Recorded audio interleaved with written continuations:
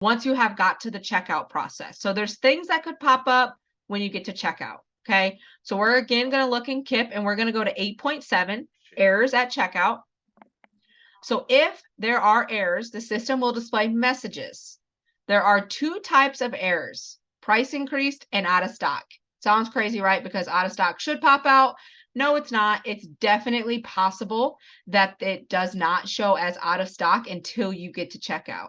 So you could be trying and you could be going in there and adding your items and it says it's fine, and then all of a sudden you get to checkout and it's out of stock. That can happen. Okay, so we're going to talk through what to do with both of those. Now, the first one we're going to cover is price increase. I am going to show you a screenshot because once again, I'm not able to sample this in the training environment. So this is what it's going to look like if you have a price increase. As you can see, this person has already completed the set address, the build order, and the review. They're now at the checkout screen and they're going to place the order, but they've had an error. Okay. So this right here shows that there's been a price increase.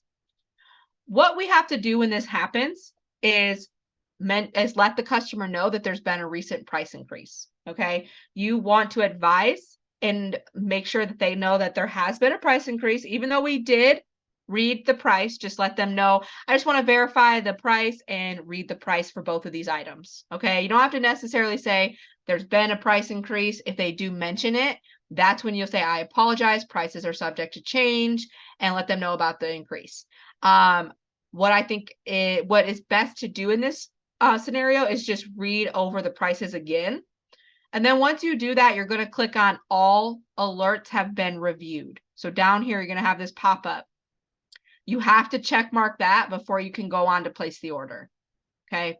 So as long as you advise them of the price, then you can click check mark and go on. Okay. Now, if they are not happy for some reason now with the price, then we can remove the item by checking, hitting this X button. I showed you guys this earlier. So you hit that X button, you could remove it. Now, if they do want to remove that and add an alternate, that's when you would have to remove it and then go back and add different items in. Search for something at a lower cost and add it in if you can find something. Okay. So if you get a price increase, all you have to do is read the price to them and move on after checking this box. If they're not happy with it, remove the item, go back to build your order, search for alternates, and proceed from there. Okay. All right. So out of stock. So what if we've got something that's out of stock? Okay. I'm going to show you guys a screenshot of this. So this is what it's going to look like if you get to checkout and you've got an item that's out of stock. So you see this big red banner here. Okay, and it just says the order contains alerts. Please review before proceeding. And as you can see, my item right here shows as out of stock. Okay, this came up as I was getting ready to check out. Okay, so what do I do? Well, what I can do, of course, is apologize and advise the member that this item's out of stock. And then I can click on this drop down here. And what that's going to do is populate a more product options box. I can scroll, of course, you're going to ask them first, would you like to search for alternates? If they say yes, then you're going to be going here and searching for alternate products here. Now, if you find something that they like and they're okay with, you're going to click select. And it will add that product in. Now, if they don't, and they're not happy with that or anything you find there, but they do want an alternate, what you're going to have to do at that point is go all the way back to build order and find something else, because there may be things that are not in this product options box. Okay. If you can find it here, great.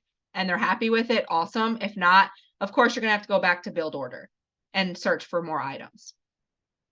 Now, if they just don't want any, they say, oh, you know what, never mind, forget it, I'll go in store. You're just going to remove the item. So you'll click right here to remove that item. Now, this is a success message for an alternate product that was added. So again, we're here and we select something to add in the alternate. That would be when you would get this screen up here that it was success.